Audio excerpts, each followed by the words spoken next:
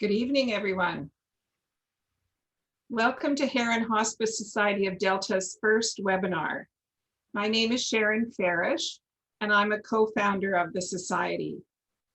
Heron Hospice Society is committed to providing community education on topics related to end of life. Today, we are pleased to be partnering with Fraser Health to put on this session. Please note that we are recording this session and it will be posted on our website for future reference. I welcome you to visit our website at heronhospice.org to learn more about the Society. If you have any technical issues this evening, please email to info@heronhospice.org. I'd now like to turn it over to Gina Gaspard, who will be our host for this webinar.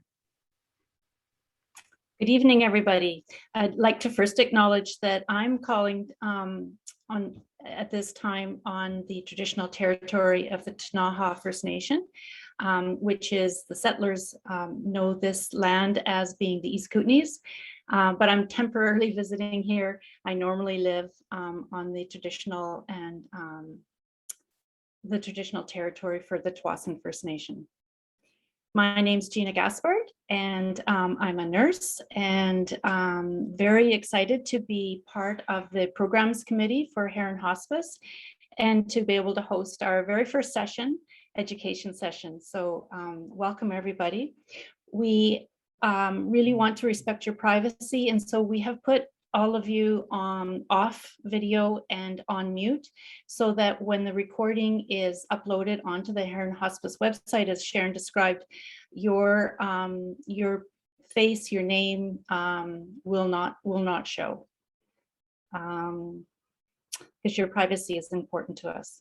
However, we do want to hear your questions, and so throughout the webinar, please feel free to put questions into the chat. And you can find the chat at the very bottom of the picture. If you don't see it, then just move your mouse and the word chat will show up. Click on chat, and then you can type in your questions. And then at the end of the session, we'll read out your questions to our presenters. We don't have a formal evaluation for this session, but we do want to hear from you. So if you felt this is a very quick 30 minutes is a very short time to cover advanced care planning. So if you feel that you would like to have more information, another webinar, or if there's anything that would make this learning experience better for you, please also include it in the chat so that we can make these sessions more meaningful for you. And finally, I want to introduce our presenters. So we have a nurse and a social worker tonight. And our nurse is Lauren Thomas, who graduated from Kwantlen Polytechnic University with a Bachelor of Science in Nursing with distinction. She began her career as a nurse in the surgical unit at Surrey Memorial Hospital after additional critical care training at BCIT. She then built an innovative program for complex chronic illness management, heart failure. Lauren has completed the BC Patient Safety and Quality Council Quality Academy for quality improvement projects. Today, Lauren is the nurse clinician for the Fraser South Advanced Care Planning Team, where she emphasizes a more upstream focus on planning before a health crisis to both healthcare providers and the public. Laura Gaspard completed her Bachelor's of Social Work with a specialization in aging from UBC Okanagan. Her focus was supporting individuals and families impacted by dementia, which soon branched into looking at quality of life and quality of death for those with cognitive impairment. Laura completed her master's in social work, focusing on Indigenous wellness and healthcare, and using advanced care planning to support quality of life for individuals in long-term care. Laura has worked in a variety of long-term care homes, acute care, and community care. She joined the advanced care planning team in 2020. When not at work, Laura enjoys running, painting, and spending time with family. And now it gives me great pleasure to pass you on to Laura and Lauren. Thank you so much, and welcome everyone. We're very pleased that we were asked to come and present to you guys. We're very excited about that. As Gina was saying, my name is Laura, and I'm the social worker, one of the social workers on the advanced care planning team with Fraser Health. I currently am speaking to you gratefully from the traditional and unceded shared territories of the Katzie, Tsawwassen, Stolo, Kwallen, and Musqueam nations. So we're here to talk about advanced care planning and just kind of to give you an idea of where our team comes from. We like to think of advanced care planning as just planning, right? We talk about planning for our money, our finances. We talk about, or we think about planning for our belongings. So money, thinking about our RSPs for retirement, our education savings for our children, perhaps. Sorry, just before we continue, my building is doing some fire alarm testing, so I'm not sure if you guys can hear that, but it might throw me off a little bit. So I apologize in advance for the chaos that might be going on behind me. Yeah, anyways, so yeah, so we might be planning in advance, writing an enduring power of attorney in terms of making sure our money is, we've got some sort of control over our money in the future. And in terms of belongings, that could be our wills, or we've got tax planning and gifting. And our team really thinks about advanced care planning basically in the same way that all of those other types of planning goes on in life, right? It's kind of tongue in cheek, but right in the name, it's about planning for your care in advance. So we're going to walk you through how to kind of take those first steps for yourself. And so often with advanced care planning, when people hear that term, they often think about it being about palliative care or kind of people nearing the end of their life. And this is something that kind of jumps in at that point in time. But really, we like to promote advanced care planning for any adult, in BC, that's 19 years of age and older, regardless of their health status. So hopefully everyone on our advanced care planning team has something like a green sleeve that's all prepared. If they don't, we would like to wag our fingers at them. So we do encourage this because we never know what's going to happen in the future, right? So today we're going to be going through the process that you see on the screen there, just touching on a little bit because we don't have a ton of time to go into it in depth. But this is the steps that were laid out by our National Advanced Care Planning group.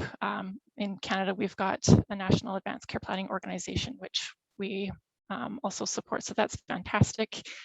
So the steps are thinking. So we're thinking about things that we value and how we want to live our lives. Then we'll be learning. We've got some questions for you to think about and try to learn more about yourself and your health. Deciding, so that's more about the law and legislation, who would be your spokesperson if you're not able to speak for yourself. Sharing, so that's a lot of talking with people who you care about and who care about you in your world, and being able to share those pieces of information that you learn from those other steps. And then the last one being record. So being able to have that documented to be used in the future. And I'm sure I'm preaching to the choir because I know this is a hot topic, especially with COVID having been around for the last year and a half. But so why do we want to do advanced care planning, right? Well, life is unpredictable. We don't know what's going to happen in the future to us, and something can happen to any one of us, regardless of our age. So just like the planning that we do for finances or belongings, we want to plan for future health so that we feel that we have some of that control over what does happen, especially when things are unpredictable. A little bit that Lauren's going to go into a bit later is about how the law decides. If you don't determine who would be a spokesperson for yourself, the law will determine who that person would be for you. And then putting plans in place eases that moral distress for your loved ones. So if something happens to you and someone else needs to make a decision for you, they know that whatever they are communicating to the healthcare team, that's what you would communicate for yourself if you were able to speak in that moment. Starting with step one, think. So what are we asking you guys to think about? This is where we really want you guys to reflect on your values.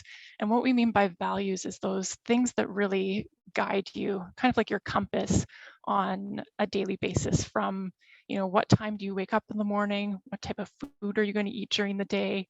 How do you spend your time? Maybe what type of job that you've picked for your career, or maybe there's multiple jobs. So all those little pieces about what guides you in your life, those are your values that make up who you are as an individual. And that ends up being very key in the future when we're trying to make sure that your healthcare is geared towards you as a person. And we also want to know about, what gives your life meaning?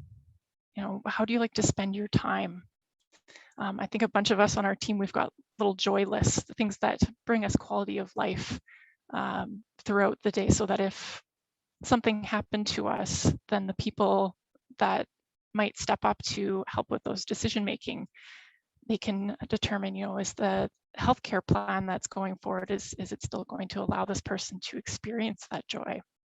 What are some of the things that you do for fun? So these are all things to reflect on and be able to communicate with others that impact your advanced care plan and potentially your healthcare down the road. For example, with myself, a lot of people around me know that I really love spending time outdoors and I really enjoy running. So that's how I like to spend my time, and that brings me purpose and joy, especially when I sign up for crazy runs and things. So quickly moving on to step two, learn. This is where we've got three main questions that we encourage you guys to find out for yourself. So how do I like to receive information? This is where everyone's a little bit different. How much information do you like to take in, and how do you like to have decisions being made?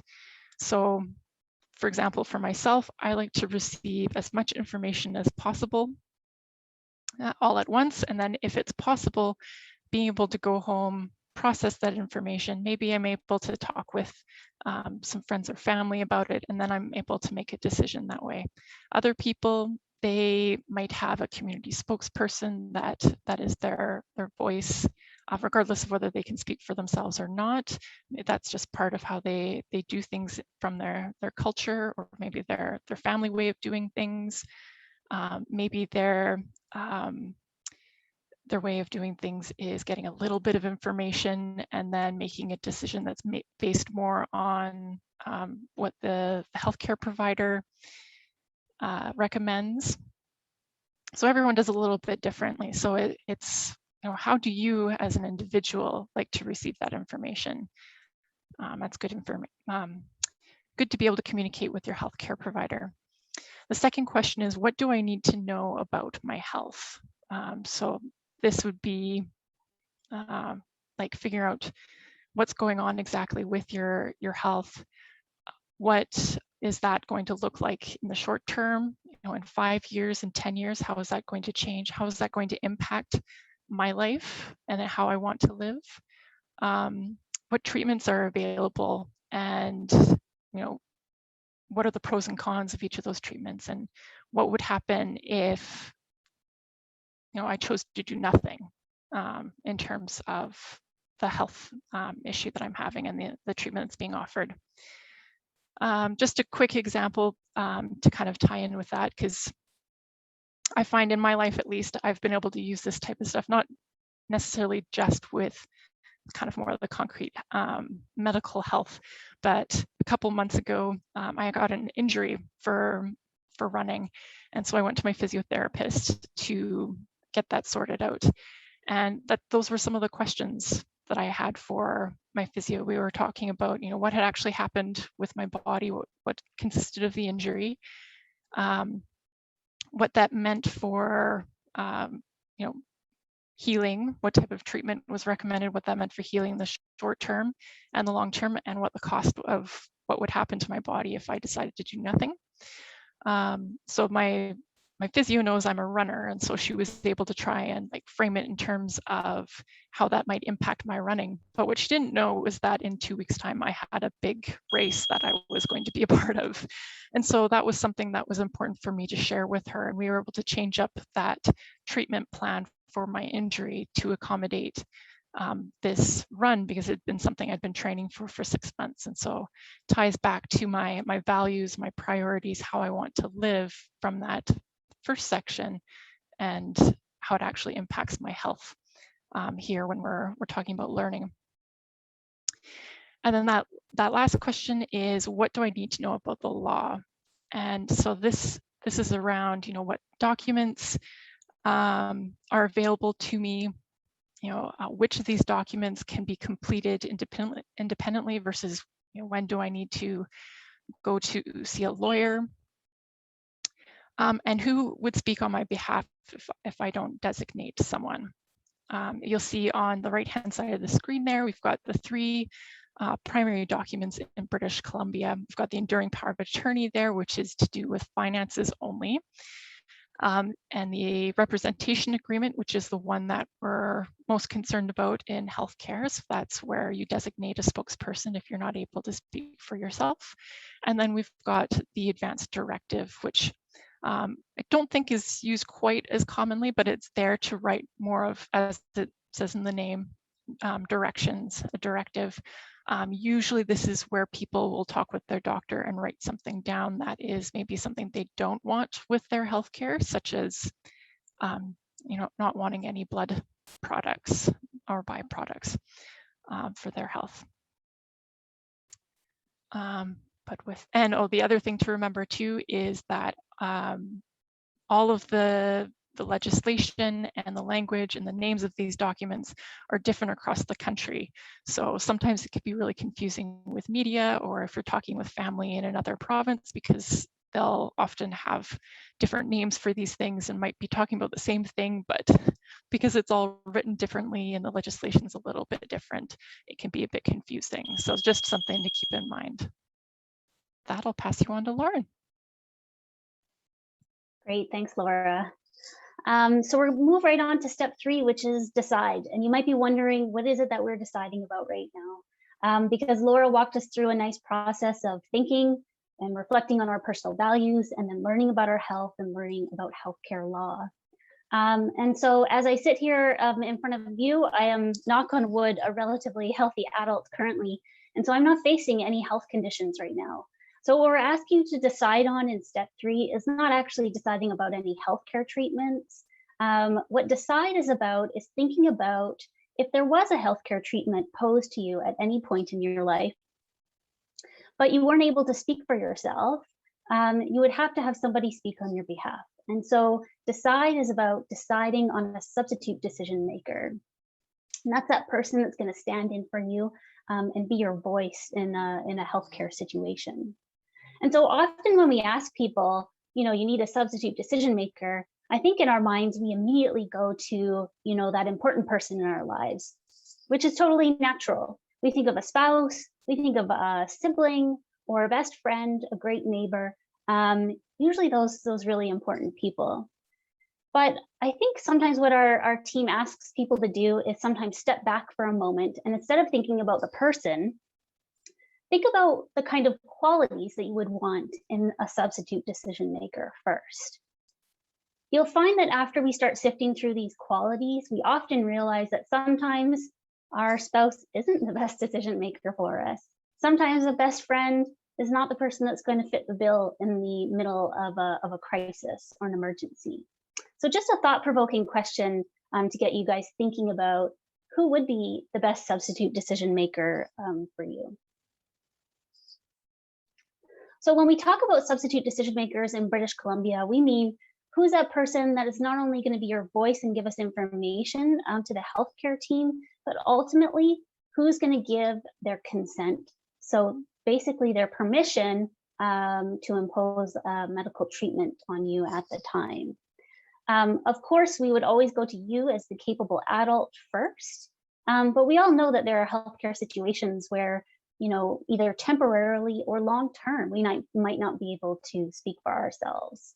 For example, if I was, horrible thing to say, but if I was inadvertently hit by a car and I was unconscious for just a few hours, somebody's going to have to make decisions for me. Or we know that people who are living with dementia may have coming and goings of mental capability to make decisions, and that might be long lasting. So when we look at these substitute decision makers, we can kind of look at them in two categories. And Laura, if you can highlight the first one there. If you're ever not capable to make a decision, this is the legal hierarchy or list a healthcare provider will go to make sure that we're choosing the right person for you. And those first three in that red box there are formal substitute decision makers. So these are where you can, either through a court order or through legal paperwork, can name a person to be your decision maker, or can leave specific medical instructions that you would like with regards to your care. They're formal because they're legally binding documents. If you don't have any of those, then the law has a backup plan for you. And Laura, if you want to highlight the second box there, those are our temporary substitute decision makers. And so me as a registered nurse, if I'm seeking consent from somebody and they're not able to speak for themselves, I would go down this list in order to find the right person to give consent on your behalf. So we encourage everybody to have a look at this list and see whether this list is a good fit for you. For some people, this list is just fine, and so no legal paperwork might be necessary in your situation. However, you might have that best friend or that neighbor that you're really close with, that knows you well, that is good in a crisis, that might advocate for you. And so for that person, if they're your friend, you can see that they sit relatively low on the list. And you may want to consider having some formal paperwork done to make that person a representative in your care. Slide, Laura. All of these substitute decision makers, I bet when you saw that list, I know that I did, because families are complicated and friendships are complicated. When I saw that list, there was a couple of red flags there for me personally, and there might be some red flags there for you. And so the law wants to protect both healthcare providers in choosing the right person, and they also want to provide safety and protection for the patient or the receiver. And so substitute decision makers have qualifications and responsibilities in accordance with BC legislation that they must abide by. So substitute decision makers must be adults, of course. They must be willing and capable, and they can't have any history of conflict with you, and they must have had contact. And I know that sounds all very vague, but basically the law is saying that you need to have good people making these decisions on your behalf.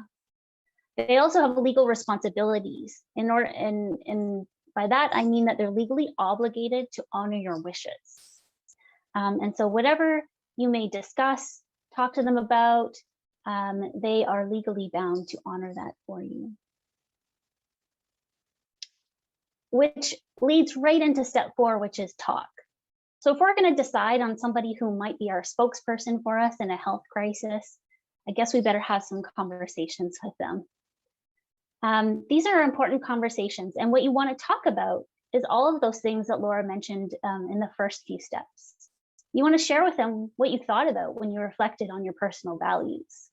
You know, what makes up Laura Gaspard? Who is she? Laura shared some really important information with us earlier about her love of running and being outdoors and connecting with nature.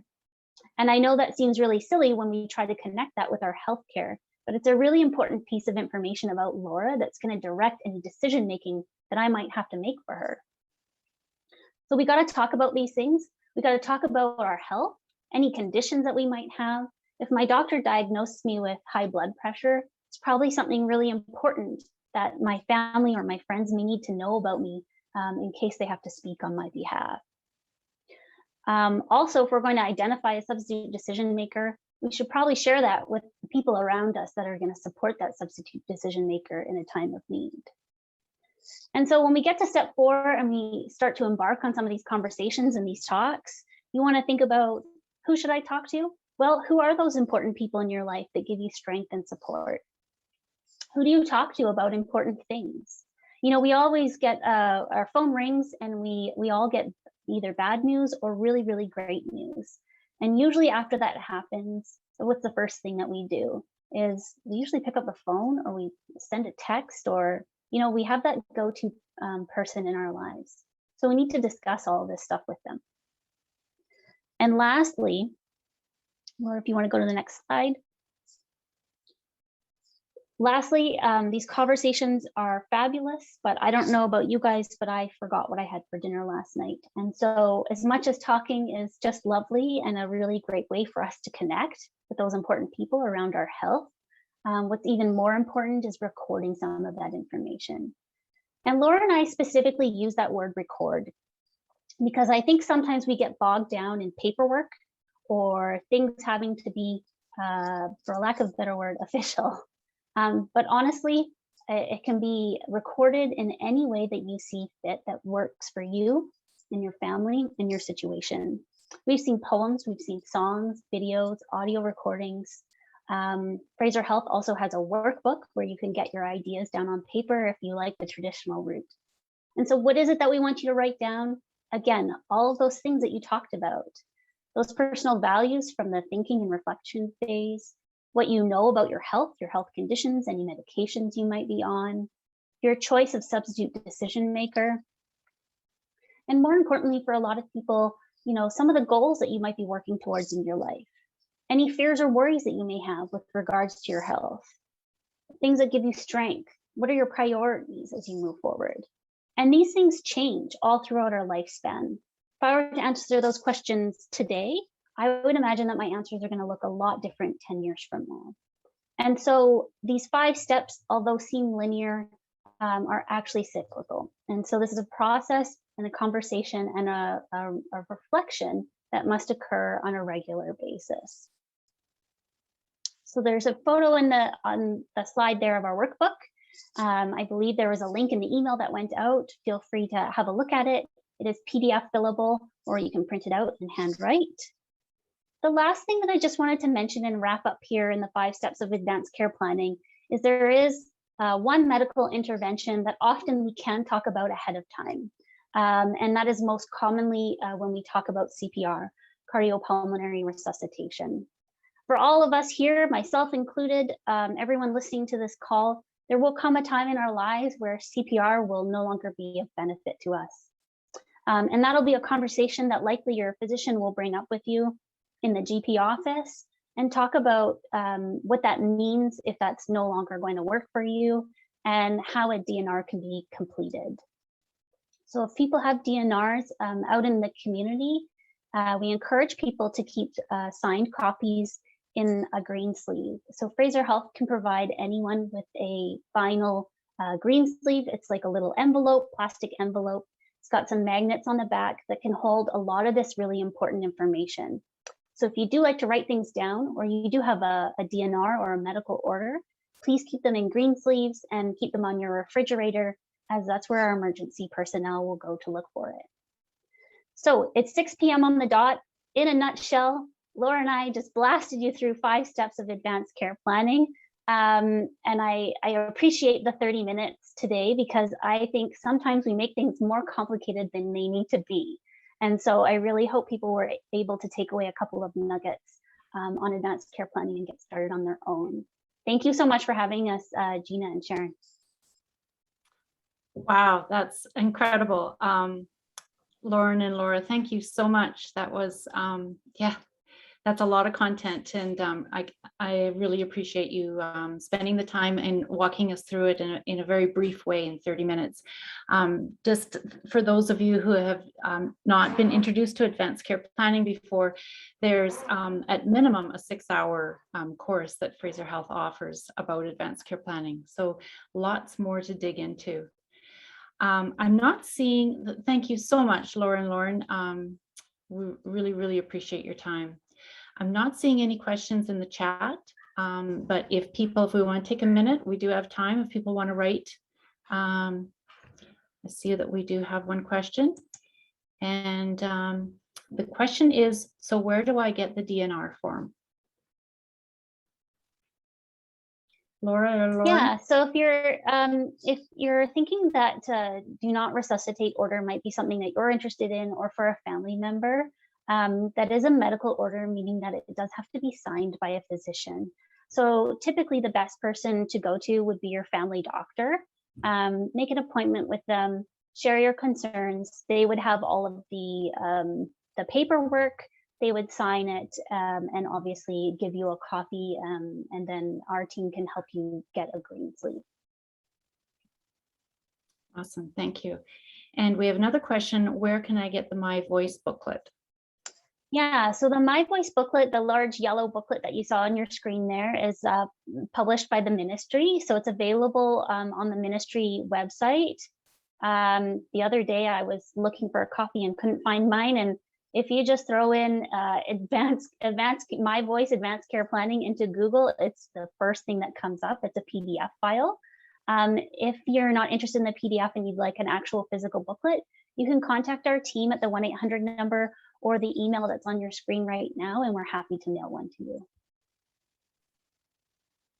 Fantastic. Other things that you could be putting in the chat are any suggestions for us for future webinars that might make this experience better for you as participants. And I'll just give another minute for anyone that has a question. And while people are doing that, I'm going to pass it over to Sharon. Just wanted to jump in. One thing too is, I know for me, I'm a bit of a processor, so sometimes questions come up, a couple hours after I've taken in some information. So if you guys do find that you have questions after this session, but maybe it's tomorrow or the next day, feel free to contact us again by the contact information, the email or the phone number on the screen there, and we can help you guys out with whatever questions you have. Wonderful, thanks, Laura. We can also, if you don't get that email address down, you can send your questions to info@heronhospice.org or leave us a voicemail and we'll make sure to get an answer back to you. I wanted to let everybody know, I think some of you do know and have registered, that next week at exactly the same time, we are hosting another webinar.